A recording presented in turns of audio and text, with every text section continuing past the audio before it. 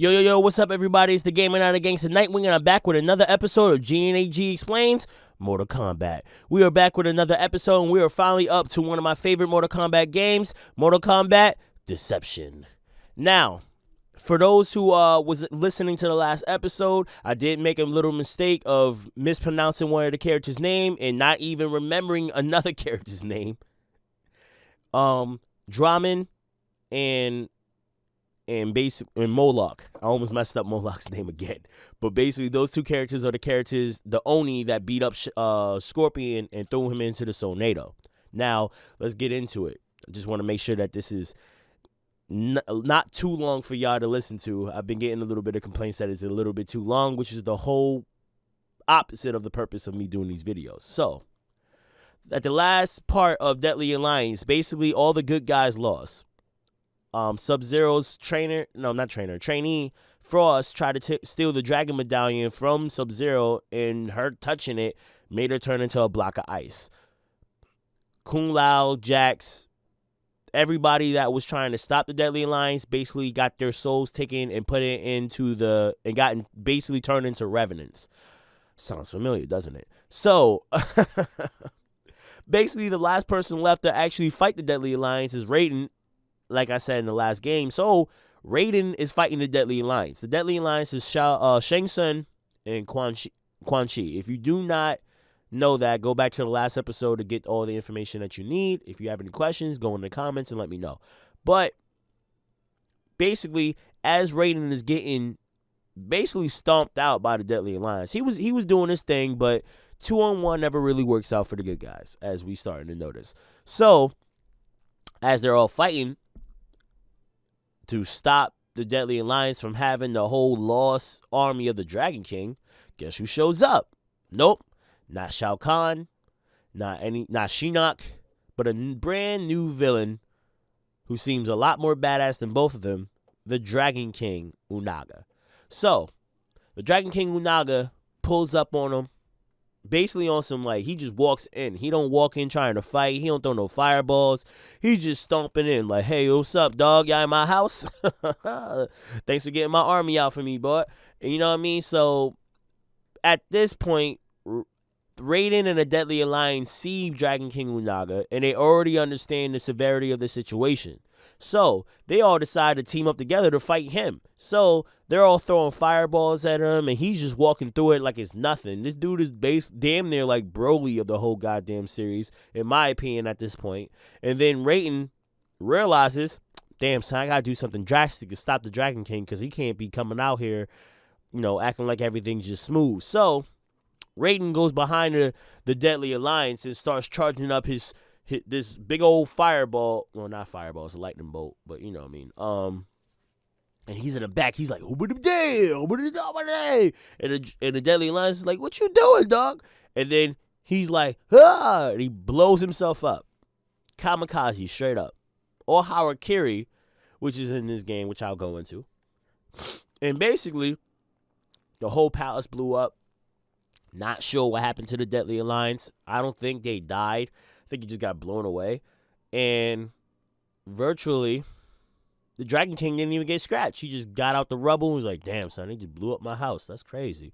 And he just kept it moving, right? So, as the story goes on, this is one of my favorite games because they put in a lot of innovation with this game. They put in the Harakiri into this game. So, as everyone knows Mortal Kombat, everyone remembers the fatality, the babality, the animalities, the technicalities, everything, you know what I mean? So, but in this game, in Deception, they made one of the funniest things I've ever seen is called Harakiri. So, usually with a fatality, that's kind of like the extra way of showing the person that you beat. Like, it's basically your way of talking shit through the game, right?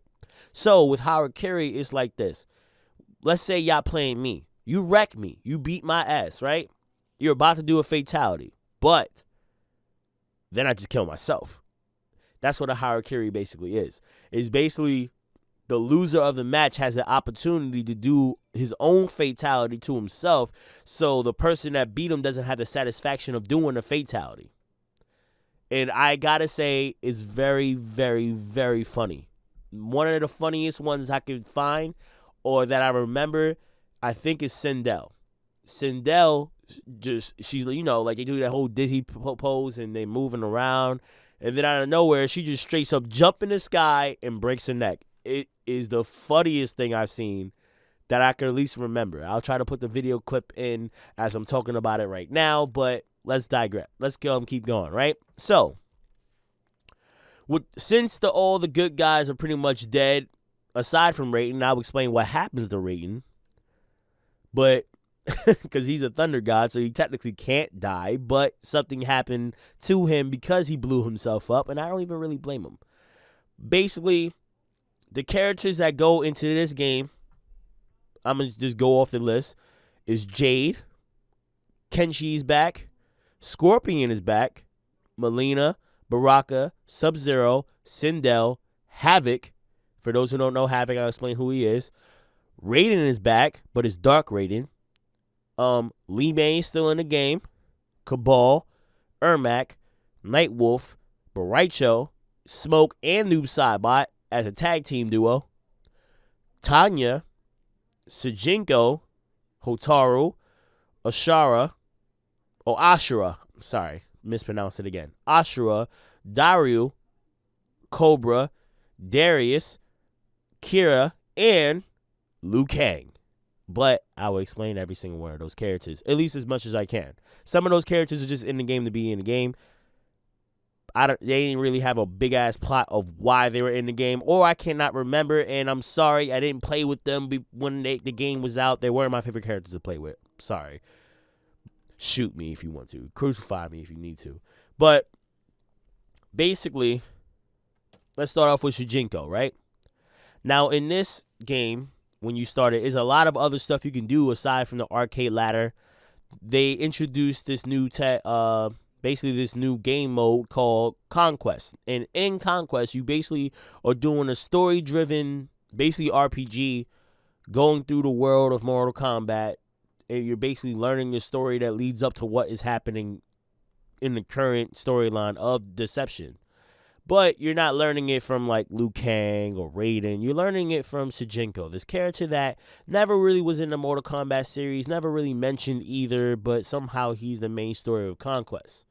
I'm not going to tell you the whole story, but basically it starts out of him being, I'm assuming he's a teenager.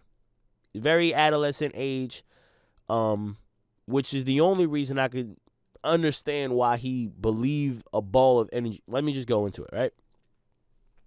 So Sujinko's playing with his friends, play fighting, because this is starting off before the whole Liu Kang saga of Mortal Kombat started, but is definitely after the Great Kung Lao. So he's playing as the Great Kung Lao, fighting his friends, and they're like, "Oh, we're Goro." And then after they stop fighting or whatever, this ball of energy pops out of nowhere and talks to Sujinko and tells him, "You could be the savior of the realms. You could be the champion."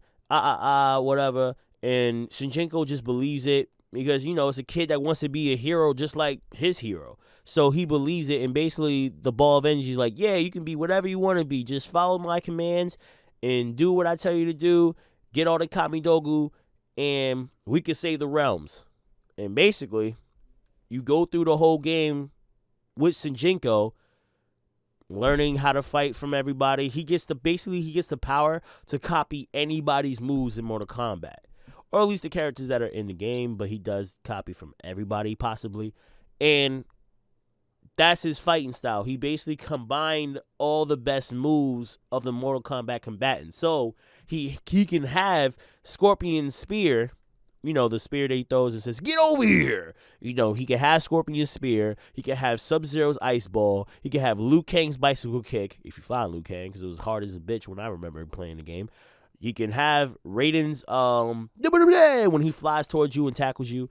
I remember, the way they be yelling out moves always be funny to me, so I'm always going to do it sometimes. Don't mind me. But basically, Sujinko had the power to, whoever he trained with, he wound up learning their moves. And throughout the story, you basically have the opportunity to train with everybody in the roster that is in the current game of Deception. So, as you're playing with Sujinko, you meet Baraicho, Scorpion at some point. You meet up with Raiden before he killed himself. and you meet up with the Sub-Zero's ancestor, and eventually Sub-Zero, the regular Sub-Zero, like in the future, because you wound up growing up with this teenage Shujinko, and at the end of the game of the conquest, he's an old man. I'll have the roster picture up so you can understand and see what I mean exactly when I say old man. He is old and dusty. But it's already 10 minutes, damn. All right, so I'm trying to not make it too long for y'all, but I'll go into the end of the game, as I always do, right? So I'm going to go into Raiden to explain what happened. So because of the fact that Raiden killed himself, he got resurrected basically right after, because he's a god. So as far as I know, he couldn't really be killed, despite all the fatalities you could do to him in the last 5 other games. But Raiden was pissed off about the fact that he had to kill himself. He's pretty much pissed off at the Deadly Alliance for killing all his people. He's pissed off for Liu Kang dying.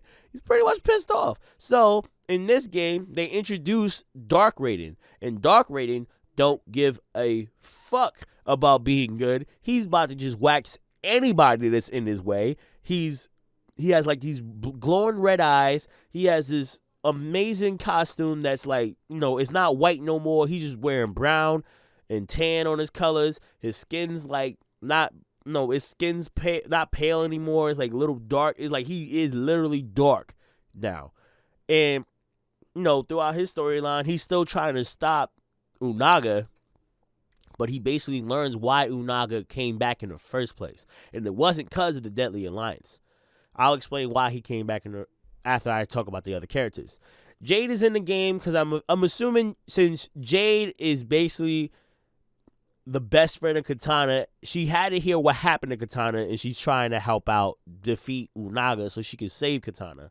Kenshi's in the game basically for the same reason, because he was in Deadly Alliance, and now he's basically like, okay, so everyone got beat up except for me, so let me just keep on the task of trying to stop the bad guy, right? Now Scorpion, this one I was really interested in.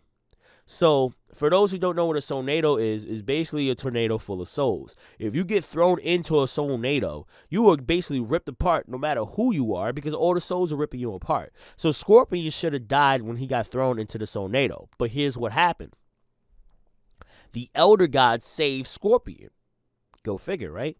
And then they chose him to be the champion to defeat Unaga, which is crazy. So basically, in this game, Scorpion is the champion of the realms.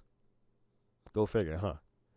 But I'm not really surprised. That's Ed Boon's favorite character he ever made, so of course this is going to happen eventually. So, Molina and Baraka in the game, I can't tell you why they're in the game. Maybe if you know, tell me in the comments, tell your peoples in the comments.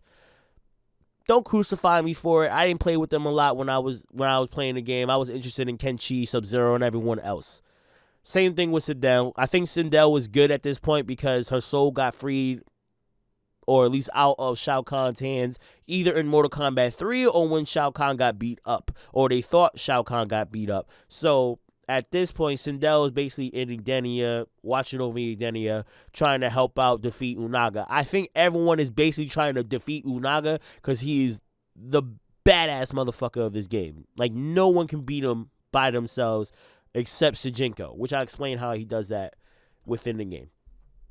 So Sub-Zero is back, and he has a very complex storyline that goes with, well, not too complex, but it goes with Noob Saibot and Smoke. So, as y'all remember, Smoke was his best friend, and he got turned into a robot. And then in Mortal Kombat 3, when Sector and Cyrax was trying to get Sub-Zero, Smoke was with them to kill him. But because Smoke's spirit remembers Sub-Zero, he malfunctioned.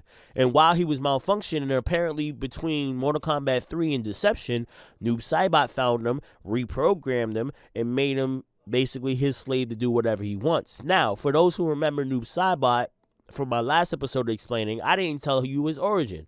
Now I will. So, Noob Saibot is Kuala Yang's older brother, Bihan. Yep, the same Sub-Zero that was in Mortal Kombat Mythologies in Mortal Kombat 1. The same Sub-Zero who got killed by Scorpion. he became a revenant, basically, and became Noob Saibot. So, Noob Saibot, it's crazy that the tag team is basically Sub-Zero's best friend and Sub-Zero's older brother, who he thought was dead this whole time. So, Noob Saibot basically took over Smoke to do any nefarious things that he can, because at this point, Noob Saibot is just being a badass. He's just doing whatever the fuck he want to do. I think he is with the Brotherhood of Shadows, or he's a leader of the Brotherhood of Shadows at this point, because before it was supposed to be Quan Chi, but in the game, all of them look like Noob Saibot clones. Now, I could be wrong, but that's a memory I could at least have in my head real hard. Now, as for the new characters in the game, there's Havoc, there's Dario, Hotaru, Ashura, Kida, Darius, I think I said Kida already, and Baraicho's back. I was about to say Baraicho, but Baraicho's already back. He was already in one, so I don't need to say his story, but he's just still in the game. So, Havoc and Hotaru, I'll put those two together, basically. Hotaru is this soldier from the realm of order, and Havoc is this cleric from the realm of chaos. As you know what order and chaos already is, you kind of know what that story goes into, but Havoc is basically trying to create chaos in the order realm and everywhere else. And it was a very good concept from Mortal Kombat to add some realms into the universe of Mortal Kombat, because every time we only heard of Edenia, Earthrealm, and Outworld, and we don't even get the whole concept of Outworld, because Outworld taking over other realms, so that means there's more than one realm that had been part of it. Another character that is new, they brought Tanya back. I'm assuming Tanya's just still doing the same bullshit that she was doing in 4, but she's also just trying to stop Unaga. Hotaru, I already said Hotaru. Ashura, as far as I can remember, and I'm sorry, but I think Ashura, she's not from the Order realm. She just has she has this light power and stuff like that. I just can't remember exactly. It was something with her specifically. I just can't remember exactly right now, and I apologize for that. But if you would like to tell me in the comments, we could talk about it, communicate, share with your people, laugh at me, whatever you want to do. But Ashura's in the game. She's a chick that she basically looks like she got Raiden's hat, but a little bit different, you know. But she's helping out the good guys trying to stop Unaga. I'm about to say Dario. It is Dario. Dario is also from the Order realm, and he was a soldier for the Order realm with Hotaru at a moment, but at some point, I think something happened with his family. Like someone killed his family, or his family got killed. It's kind of the way Mortal Kombat does. His family got killed, and Dario decided to join the rebel forces that is also in the Order realm. Now, to go into the Order realm, Darius, which is a new black character, he has shades on. He has this he looked like Blade, to be honest, with no hair, to be, in my opinion. But basically, he is a leader of the Rebel Alliance or Rebel Forces that's in Order Realm, trying to take over Order Realm, because the Order Realm's kind of like tyrannical. They're all order. So Hotaru is someone that would side with Unaga, because that will bring order to all the realms if there's a supreme leader. So in this game, it wasn't more of good or bad. It's more of who would you side with to see what will happen and stuff like that. So Darius and Dario are with the rebel forces trying to defeat Hotaru and his soldiers to just bring more freedom to the Order realm, I'm guessing. Now, is also Cobra and Kida. They're with Cabal. In this old timeline, as far as I remember, Cabal is a black dragon. Cobra and Kida are the new members of the Black Dragon. Cobra looks damn near just like Ken Masters from Street Fighter. I cannot lie to you. I'm not going to lie, though. That's what made me play with him a lot when the game first came out. I was like, damn, so I got Ken now? All right, let's do this. He ain't have a Tatsumaki, but, you know, I find him to be pretty fun to play with, but I do understand why other people were really mad, because it seems like a lazy design. Like, he damn near looked like he really did look like Ken. Like long blonde hair, the karate gi. He had black sweats on and shit, but it's like, okay, what a big difference. Ooh. Like, But you know what I mean? Like, when I show you the video, of course, you will see what I mean. Also, returning characters, I already said Kenshi, I already talked about. All right, Lee May's basically back to help out the good guys. Ermac is back, and in this one, Ermac is a good guy. He's basically helping out Nightwolf, who's also returning so they could defeat the Dragon King. In this one, I think Ermac got like released from Shao Kahn's control with the help of Nightwolf. So now, basically in that aspect, he's helping out the good guys. Like, a lot of the characters that were bad guys in 3 wound up becoming good guys later on in the story. But Raicho's back to help out. Tanya's doing her thing. I'm just trying to make sure I get everyone accounted for who I'm talking about. I don't want to miss anyone out. I already know I missed somebody out. Because I remember there was a vampire in Deadly Alliance. I don't want to do that again with this one because this is a favorite of mine as well. But the biggest surprise in this game that come back is Liu Kang himself. Now, you think it's the old Liu Kang. Nah, it's zombie Liu Kang. Now, to get zombie Liu Kang, you basically had to do something in not Deadly Alliance. You had to do something in Deception, or you had to complete something. And I never got the chance to actually get him in my memory card, but my best friend did have him. Shouts out to Terrence. And basically, zombie Liu Kang is just his body. His soul is not in his body. His soul is somewhere in the story, and he's trying to reconnect with the body, but I don't think he ever gets a chance to unless you win his arcade ladder. So zombie Liu Kang is just walking around Earthrealm and the realms. I'm assuming he's trying to find Shang Tsung because he snapped his neck. So he's like, yo, he's trying to beat his ass. And it was a good design. It was a zombie. He had the chains on his wrists and whatever.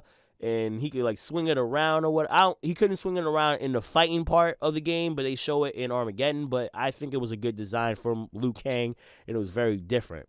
And as far as I remember, I think zombie Liu Kang was resurrected because Dark Raiden resurrected the body without putting the soul in it. And that was kind of like, damn, that's dark as hell. You could have just let him rest in peace. He just died like a little while ago. Like, Deception is not too long from Deadly Alliance, so Liu Kang wasn't even dead for like a damn near month. So, like, it's crazy. But let me go back and try to finish up, because surprisingly, this story is past 20 minutes. Jesus Christ. Sujinko, the ball of energy that tells Sujinko to get all the Kamidogu and brings him on this long quest that basically took up the majority of his life, was Unaga.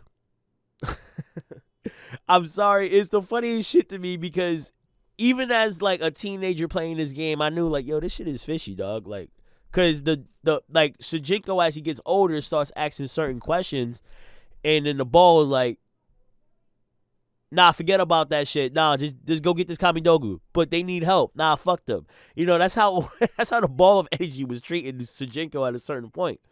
And at one spot, Sujinko's like, I could say middle age, you know.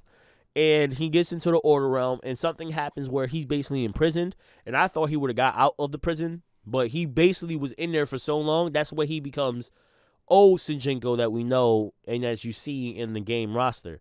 And basically, then he gets out, and by the end of the conquest, when you get all the Kamidogu in Conquest, you realize the Kamidogu being brought all together is the thing that released the Dragon King or resurrected the Dragon King, which leads up to why the Dragon King comes in and fucks shit up with the Deadly Alliance and Raiden. So, now, it's kind of weird, right? Because obviously the game after Deception is Armageddon, but it's really, I'm telling you, it's really weird to me. Because it shows in the Sujinko's ending, Sujinko got the powers from everybody that's trying to fight Unaga. He got it all into himself, and he had the power to defeat Unaga. I don't think he killed Unaga, because obviously he's in the next game. But Unaga somehow I guess he got hit into another realm, and it also shows that Nightwolf was someone that he has some type of spell to trap Unaga back in the nether realm and let him stay there. It's kind of weird. And it is only weird because of the fact of what happens in the next game.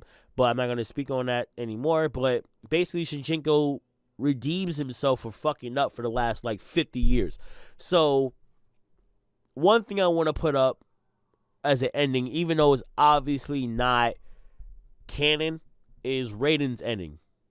Is Dark Raiden. So, obviously, Raiden does find out that Shinchenko was the one that let out the Dragon King. And in turn, he's the reason why he had to die. So, at Raiden's ending, he was so pissed off, he pulled up on Shinchenko and just murked him. And I'm not going to lie to you, I think it's hilarious that he did that because it's just like, damn, son, you that bad? But, obviously, I probably would have done the same thing if I had to kill myself and find out, oh, it's because your dumbass did all this shit all these years and we met years ago.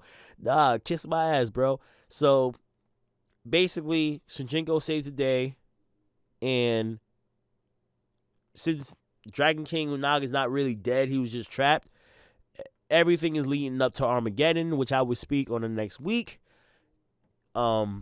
That's basically it. If anyone has any questions, if I've missed any information, please leave it in the comments. Make sure to like, subscribe, comment, share with your friends in any fashion that you want to. Thank you for watching. It's Nightwing, and I'm out.